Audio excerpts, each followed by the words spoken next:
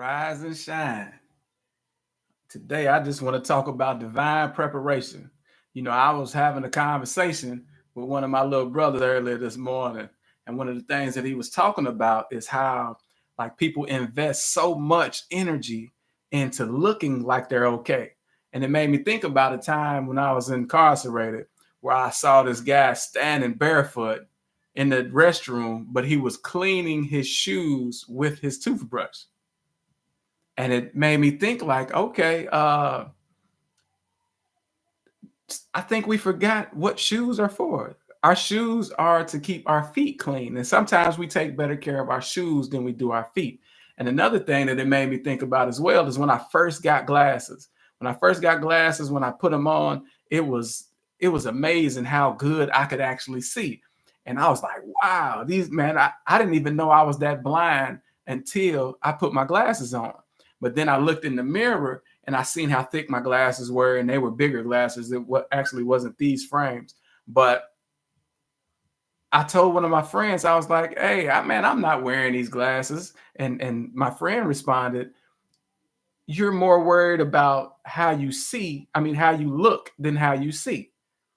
And that's common nowadays. Like we will be uncomfortable based on how we appear to others. And I think that's one of the reasons like we've gotten so far away from actually building in our communities and building in our households because we do a lot of fronting. We've become masters of acting like we're okay, and we don't even really know how to get out of it. But when I talk to my sons, when I talk to my little brothers, one of the things that I always compare things to is the game of chess. And one of the rules in chess, or the main rule in chess, is that the king can't win by itself. The most that you can get by yourself is a stalemate, and that's just you being stuck and you're running. But in order for you to win, you have to properly set your pieces up, and that's the first move in chess, setting your pieces up on the board. You can't even push a pawn. You can't even move any of your pieces until all of your pieces are set up on the right square. And in business and whatever it is that we're doing, trying to move forward, we have to remember that, like, I can't move until I have all the pieces on the board. And we try our hardest to do things by ourselves. But in all actuality, if you want to be successful, you have to properly set your pieces up. You have to put people around you that their goal is to win. And that's the goal of what it is that we're doing. We're trying to win. I'm a certified peer recovery coach, and I also do life coaching and I do mentoring. But one of the main things that I do in my coaching sessions is we do goal setting, short-term goals, long-term goals. First I ask, like, what is success to you? Like, you paint the picture of what success is to you. And once you've painted your picture of what success is to you, then okay, now let's go back to the starting line.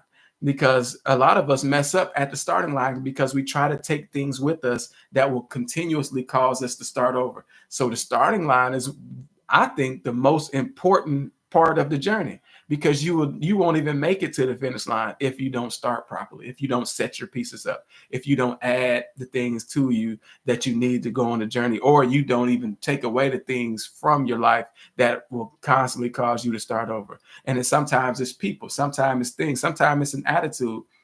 And then once you start, accomplishing these short-term goals, then the question is, what's next? Okay, what do we need to do in order to get to that next step? And that's what coaching is about. Like I said, I'm a coach. I coach my little brothers. I coach my students. I coach, and I'm, like I said, I also a certified peer recovery coach. And I always ask what's next. And just because you get a coach doesn't mean that the coach is better than you. It doesn't mean that it's not a sign of weakness. If you look historically in all of sports, the best sports players had coaches. Michael Jordan had a coach. LeBron James had a coach. Kobe Bryant had a coach. In football, baseball, golf, tennis, no matter what it was, they had a coach. And just like in business, they had coaches, they had mentors, they had people that allowed them to push them along the way. And that's what I do. I give you that nudge. You know what I mean? And sometimes the coach can see things that you can't see. Sometimes the coach can knows when, like something is going wrong in hindsight, or in your peripheral vision where you can't really see what's going on. But at the end of the day, keep rising, keep shining, keep doing what you're doing, and feel free to get a coach. Reach out to somebody, even if it's not me. Reach out to somebody and get the coaching that you need so we can get you to the next level. So let's go, y'all. Peace and blessings.